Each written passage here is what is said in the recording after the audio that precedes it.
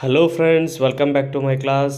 ಇವತ್ತಿನ ಕ್ಲಾಸ್ನಲ್ಲಿ past perfect tense, structure of sentence, usage of helping verb, had plus verbs ಇವುಗಳನ್ನು ನಾವು ಯಾವ ರೀತಿ ಈ ಒಂದು ಪಾಸ್ಟ್ ಪರ್ಫೆಕ್ಟ್ ಟೆನ್ಸ್ನಲ್ಲಿ ಯೂಸ್ ಮಾಡಬೇಕು ಅನ್ನೋದನ್ನು ನಾನು ಇವತ್ತಿನ ಕ್ಲಾಸ್ನಲ್ಲಿ ನಿಮಗೆ ತಿಳಿಸ್ಕೊಡ್ತಾ ಇದ್ದೀನಿ. ನಾವು ಲಾಸ್ಟ್ ಕ್ಲಾಸ್ನಲ್ಲಿ ಪಾಸ್ಟ್ ಟೆನ್ಸಲ್ಲಿ simple past tense, past continuous ಟೆನ್ಸನ್ನು ಆಲ್ರೆಡಿ ಕಲ್ತ್ಕೊಂಡಿರ್ತೇವೆ. ಇವಾಗ ಮೂರನೇ ಟೆನ್ಸ್ ಆಗಿರುವಂಥ ಪಾಸ್ಟ್ ಪರ್ಫೆಕ್ಟ್ ಟೆನ್ಸನ್ನು ಈ ಒಂದು ಕ್ಲಾಸ್ನಲ್ಲಿ ನಿಮಗೆ ತುಂಬ ಸರಳವಾಗಿ ತಿಳಿಸ್ಕೊಡ್ತಾ ಇದ್ದೀನಿ. ಯಾರ್ಯಾರೆಲ್ಲ ಆ ಒಂದು ಟೆನ್ಸ್ ವಿಡಿಯೋ ನೋಡಿಲ್ಲ ಹೋಗಿ ನೋಡಿ, ಆಮೇಲೆ ಈ ವಿಡಿಯೋ ನೋಡೋದ್ರಿಂದ ನಿಮಗೆ ಯಾವುದೇ ಥರ ಡೌಟ್ ಬರಲ್ಲ. ಅದಕ್ಕೂ ಮುಂಚೆ ನೀವು ನಮ್ಮ ಚಾನಲನ್ನು ಸಬ್ಸ್ಕ್ರೈಬ್ ಮಾಡ್ಕೊಂಡಿಲ್ಲ ಅಂದರೆ ಸಬ್ಸ್ಕ್ರೈಬ್ ಮಾಡ್ಕೊಳ್ಳಿ ಹಾಗೂ ಬೆಲ್ ಬಟನನ್ನು ಕ್ಲಿಕ್ ಮಾಡಿ. ಹೀಗೆ ಮಾಡೋದ್ರಿಂದ ನಾನು ಮಾಡುವಂಥ ಎಲ್ಲ ವಿಡಿಯೋಗಳ ನೋಟಿಫಿಕೇಷನ್ ನಿಮಗೆ ಸಿಗುತ್ತೆ. Past perfect tense. Past perfect tense tells about on event that had happened in the past and was finished before another action took place. ಈ ಹಿಂದೆ ಯಾವುದಾದರೂ ಒಂದು ಟೈಮ್ನಲ್ಲಿ ಎರಡು ಕೆಲಸಗಳು ಅಥವಾ ಘಟನೆಗಳು ನಡೆದಿದ್ದರೆ ಆ ಎರಡರಲ್ಲಿ ಮೊದಲು ನಡೆದ ಘಟನೆಯನ್ನು ಪಾಸ್ಟ್ ಪರ್ಫೆಕ್ಟ್ ಟೆನ್ಸ್ನಲ್ಲಿ ಹೇಳಬೇಕು. ಈ ಎಲ್ಲ ಕೆಲಸಗಳು ಹಿಂದೆಯೇ ಮುಗಿದಿರಬೇಕು, ಪ್ರೆಸೆಂಟ್ ಟೈಮ್ಗೆ ಸಂಬಂಧ ಇರೋದಿಲ್ಲ. ಇಲ್ಲಿ ಪಾಸ್ಟ್ ಟೈಮ್ನಲ್ಲೇ ಎರಡು ಘಟನೆಗಳು ನಡೆದಿರ್ತವೆ. ಅದರಲ್ಲಿ ಯಾವ ಒಂದು ಘಟನೆ ಮೊದಲು ನಡೆದಿರುತ್ತಲ್ಲ ಆ ಒಂದು ಘಟನೆಯನ್ನು ನಾವು ಪಾಸ್ಟ್ ಪರ್ಫೆಕ್ಟ್ ಟೆನ್ಸ್ನಲ್ಲಿ ಹೇಳಬೇಕಾಗುತ್ತೆ. ಫಾರ್ ಎಕ್ಸಾಂಪಲ್ ಇಲ್ಲಿ ನೋಡಿ, ನಾನು ಬಸ್ ಸ್ಟಾಪಿಗೆ ಹೋಗೋದಕ್ಕೂ ಮುಂಚೆ ಬಸ್ ಹೋಗಿತ್ತು. ಇಲ್ಲಿ ಎರಡು ಆ್ಯಕ್ಷನ್ಗಳು ನಡೆದಿವೆ. ಇದರಲ್ಲಿ ಫಸ್ಟ್ ಆ್ಯಕ್ಷನ್ ಯಾವುದು, ಸೆಕೆಂಡ್ ಆ್ಯಕ್ಷನ್ ಯಾವುದು ಅನ್ನೋದನ್ನು ನೋಡಿ. ನಾನು ಬಸ್ ಸ್ಟಾಪಿಗೆ ಹೋಗೋದಕ್ಕೂ ಮುಂಚೆ ಬಸ್ ಹೋಗಿತ್ತು ಅಂದರೆ ಬಸ್ ಹೋಗಿತ್ತು ಅನ್ನೋದು ಇದು ಫಸ್ಟ್ ಆ್ಯಕ್ಷನ್. ಆಮೇಲೆ ಎರಡನೇ ಆ್ಯಕ್ಷನ್ ಯಾವುದಂದರೆ ನಾನು ಬಸ್ ಸ್ಟಾಪಿಗೆ ಹೋಗಿದ್ದು. ಇದು ಬಸ್ ಹೋಗಿತ್ತು ಅನ್ನೋದು past perfect tense. The bus had left before I arrived at bus stand. ಇಲ್ಲಿ ನಾನು ಬರೋದಕ್ಕೂ ಮುಂಚೆ ಬಸ್ ಹೋಗಿತ್ತು. ಬಸ್ ಹೋಗಿರೋದು ಫಾಸ್ಟ್ ಪರ್ಫೆಕ್ಟ್ ಟೆನ್ಸ್ ಆದರೆ ಇಲ್ಲಿ ನಾನು ಬಂದಿರೋದು ಸಿಂಪಲ್ ಪಾಸ್ಟ್ ಟೆನ್ಸಲ್ಲೇ ಹೇಳಬೇಕಾಗುತ್ತೆ. ಇದು ನಿಮಗೆ ತುಂಬ ಸರಳವಾಗಿ ಅರ್ಥ ಆಯ್ತು ಅಂದ್ಕೊಂಡಿದ್ದೀನಿ. ಕನ್ನಡದಲ್ಲಿ ಕೊಟ್ಟಿರುವಂಥ ಡೆಫಿನೇಷನ್ನು ಕೂಡ ನೀವು ನೋಟ್ ಮಾಡಿಕೊಂಡು ನೆನ್ಪಿಟ್ಕೊಳ್ಳಿ. ಈ ಟೆನ್ಸ್ನ ಪಾಸಿಟಿವ್ ಸೆಂಟೆನ್ಸ್ ಸ್ಟ್ರಕ್ಚರ್ ಹೇಗಿದೆ ನೋಡಿ. ಸಬ್ಜೆಕ್ಟ್ ಇರುತ್ತೆ, ಹೆಲ್ಪಿಂಗ್ ವರ್ಬ್ ಹ್ಯಾಡನ್ನು ಯೂಸ್ ಮಾಡಬೇಕು, ವರ್ಬ್ V3 ಇರುತ್ತೆ, ಪ್ಲಸ್ ಆಬ್ಜೆಕ್ಟನ್ನು ನಾವು ಯೂಸ್ ಮಾಡ್ತೇವೆ. ಇಲ್ಲಿ ಎಲ್ಲ ಸಬ್ಜೆಕ್ಟ್ಗಳಿಗೂ ಪ್ಲೂರಲ್ ಆಗಿರ್ಬೋದು, ಸಿಂಗ್ಯುಲರ್ ಆಗಿರ್ಬೋದು, ಎಲ್ಲದಕ್ಕೂ ನಾವೇನಪ್ಪ ಅಂದರೆ ಇಲ್ಲಿ ಹ್ಯಾಡ್ ಅನ್ನುವಂಥ ಹೆಲ್ಪಿಂಗ್ ವರ್ಬನ್ನು ಮಾತ್ರ ಇಲ್ಲಿ ಈ ಒಂದು ಟೆನ್ಸಲ್ಲಿ ಯೂಸ್ ಮಾಡಬೇಕು. I had, he had, she had, Kiran had, we had, they had. ಗೊತ್ತಾಯ್ತಲ್ಲ ನಿಮಗೆ ಯಾವ ಥರ ನಾವು ಹೆಲ್ಪಿಂಗ್ ವರ್ಬನ್ನು ಯೂಸ್ ಮಾಡಬೇಕು ಈ ಒಂದು ಟೆನ್ಸಲ್ಲಿ. ನೋಟ್ ಮಾಡ್ಕೊಳ್ಳಿ. ಎಕ್ಸಾಂಪಲ್ಸನ್ನು ನೋಡಿ, ಪಾಸಿಟಿವ್ ಎಕ್ಸಾಂಪಲ್ಸ್. ಇಲ್ಲಿ ನಾವು ಹ್ಯಾಡ್ ಅನ್ನುವಂಥ ಹೆಲ್ಪಿಂಗ್ ವರ್ಬನ್ನು ಯೂಸ್ ಮಾಡಿದ್ದೇವೆ. I had eaten, we had eaten, you had eaten, he had eaten, she had eaten, Kiran had eaten, they had eaten all fruits. ನಾನು ಎಲ್ಲ ಹಣ್ಣುಗಳನ್ನು ತಿಂದಿದ್ದೆ, ನಾವು ಎಲ್ಲ ಹಣ್ಣುಗಳನ್ನು ತಿಂದಿದ್ದೇವೆ, ನೀನು ಎಲ್ಲ ಹಣ್ಣುಗಳನ್ನು ತಿಂದಿದ್ದಿ, ಅವನು ಎಲ್ಲ ಹಣ್ಣುಗಳನ್ನು ತಿಂದಿದ್ದ, ಕಿರಣ್ ಎಲ್ಲ ಹಣ್ಣುಗಳನ್ನು ತಿಂದಿದ್ದ. ಅಂದರೆ ಇಲ್ಲಿ ನಾನು ಮನೆಗೆ ಹೋದಾಗ ಕಿರಣ್ ಎಲ್ಲ ಹಣ್ಣುಗಳನ್ನು ತಿಂದಿದ್ದ. ಅಂದರೆ ನಾನು ಮನೆಗೆ ಹೋಗುವಷ್ಟರಲ್ಲಿ ಕಿರಣ್ ಎಲ್ಲ ಹಣ್ಣುಗಳನ್ನು ತಿಂದಿದ್ದ. ನಾನಿಲ್ಲಿ ಮುಗಿದಿರುವಂಥ ಮೊದಲಿಗೆ ಆಗಿರುವಂಥ ಕ್ರಿಯೆಯನ್ನು ನಾನು ಮಾತ್ರ ನಿಮಗೆ ಎಕ್ಸಾಂಪಲಲ್ಲಿ ಹೇಳ್ಕೊಡ್ತಾ ಇದ್ದೀನಿ. ಎಲ್ಲ ಕನ್ನಡದಲ್ಲಿರುವಂಥ ಎಕ್ಸಾಂಪಲ್ಸ್ಗಳನ್ನು ನೋಟ್ ಮಾಡಿಕೊಂಡು ನೆನ್ಪಿಟ್ಕೊಳ್ಳಿ. ನೆಗೆಟಿವ್ನಲ್ಲಿ ಹೇಳಬೇಕಾದ್ರೆ ಯಾವ ರೀತಿ ನಾವು ಸೆಂಟೆನ್ಸನ್ನು ಹೇಳಬೇಕಾಗತ್ತೆ ನೋಡಿ.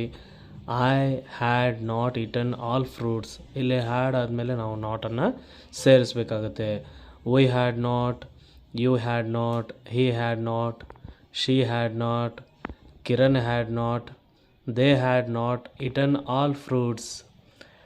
ನಾನು ಎಲ್ಲ ಹಣ್ಣುಗಳನ್ನು ತಿಂದಿರಲಿಲ್ಲ, ನಾವು ಎಲ್ಲ ಹಣ್ಣುಗಳನ್ನು ತಿನ್ನಲಿಲ್ಲ.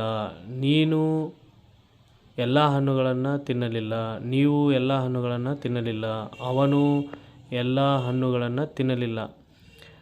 ನಾನು ಹೋಗೋಷ್ಟರಲ್ಲಿ ಅವರು ತಿಂದಿರಲಿಲ್ಲ ಅನ್ನುವಂಥ ವಾಕ್ಯವನ್ನು ಹೇಳುವಾಗ ಇದೇ ಥರ ನಾವು ವಾಕ್ಯಗಳನ್ನು ಮಾಡಬೇಕಾಗತ್ತೆ.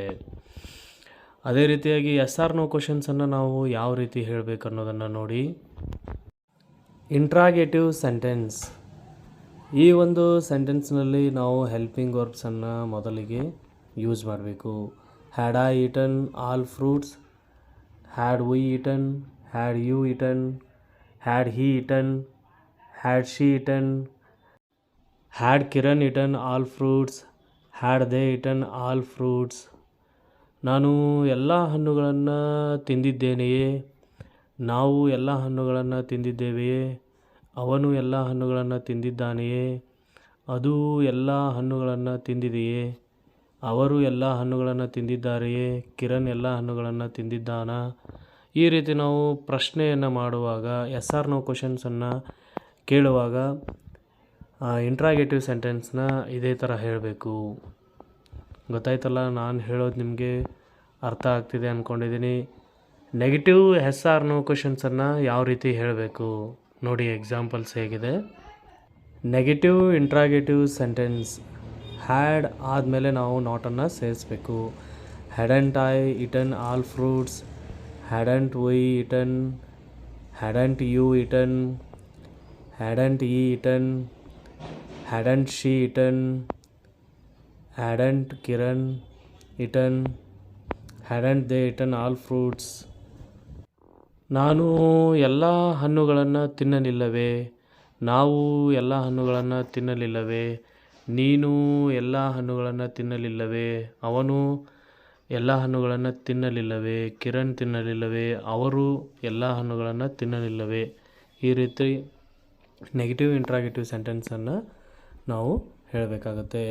ಇನ್ನೂ ಕೆಲವೊಂದಿಷ್ಟು ಎಕ್ಸಾಂಪಲ್ಸ್ಗಳ ಮೂಲಕ ನಾವು ಪಾಸ್ಟ್ ಪರ್ಫೆಕ್ಟ್ ಟೆನ್ಸ್ ಹೇಗೆ ನಾವು ಬಳಕೆ ಮಾಡಬೇಕು ಅನ್ನೋದನ್ನು ತಿಳಿದುಕೊಳ್ಳೋಣ ಬನ್ನಿ.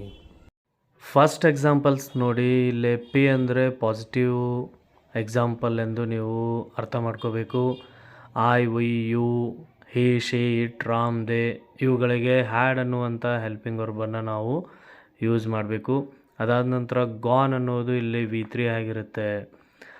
I had gone home before Ram came. ಇಲ್ಲಿ 2 ಆ್ಯಕ್ಷನ್ಗಳು ನಡೆದಿರುವುದನ್ನು ನಾವು ಈ ಒಂದು ವಾಕ್ಯದಲ್ಲಿ ನಾನು ನಿಮಗೆ ಎಕ್ಸಾಂಪಲ್ ಮುಖಾಂತರ ತಿಳಿಸ್ಕೊಡ್ತಾ ಇದ್ದೇನೆ. We had gone home before Ram came.